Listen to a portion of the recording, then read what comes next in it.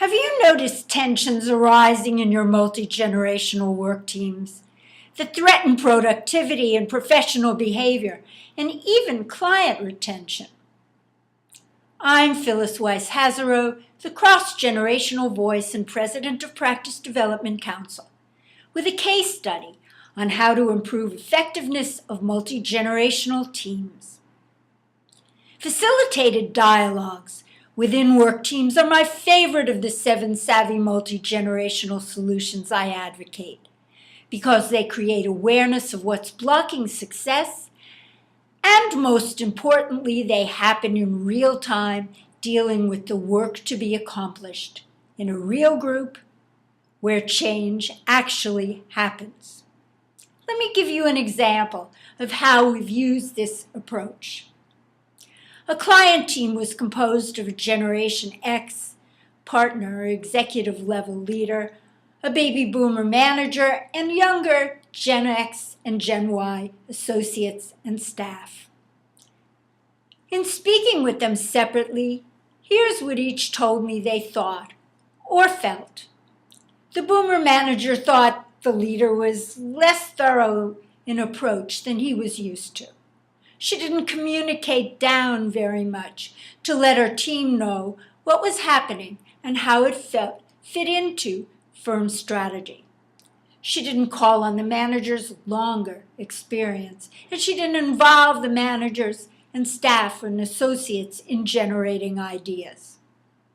On the other hand, the Gen X leader thought the manager dismissed new ideas. We tried that before. It always worked when we did it this way. And the manager didn't give strong support to the ideas the leader chose to implement.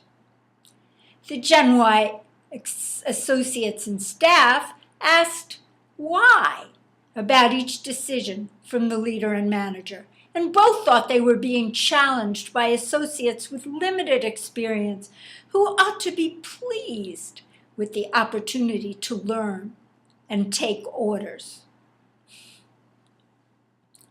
So some of the issues and challenges were differing communication and management styles, and no one was feeling respected. There was a perceived lack of work ethic and challenging authority. There's a lack of necessary engagement and stimulation because what the team members were asked to do wasn't related to them, to overall goals and a vision of meaningful results. And then there was the autonomy versus collaboration differences. So here are the steps we took in facilitating dialogue to bridge the gaps. We brainstormed on the firm's goals within the firm's strategy, and the project goals, and expectations and performance goals. And then we obtained buy-in to those goals. I facilitated a discussion on what would make the team work more effectively. A future-oriented, appreciative inquiry approach rather than dwelling on past history and assigning blame.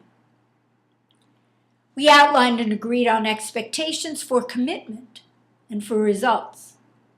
We used the DISC behavioral style assessment to raise awareness of each person's personal style, their behavioral style strengths, and to establish better rapport and collaboration. Then we identified and agreed on roles and tasks for each team member, based not on tenure, but on their talents and interests and interpersonal skills needed, and their agreement to their own accountability. We explored, lastly, how a mutual mentoring process could be used. So what were the results? In the intermediate term, the team members became more relaxed. The tension level went down, you could see it. There was a more positive attitude coming to work. Longer range, the firm and teams had a workable process for improving productivity, work satisfaction, and mutual respect, to be used again and again. So if your organization or team is experiencing frustrations or energy-sucking tensions along generational lines, contact me for a no-obligation call to see how our insights, our expertise and processes can decrease the stress, as well as increase productivity and retention. I look forward to hearing from you.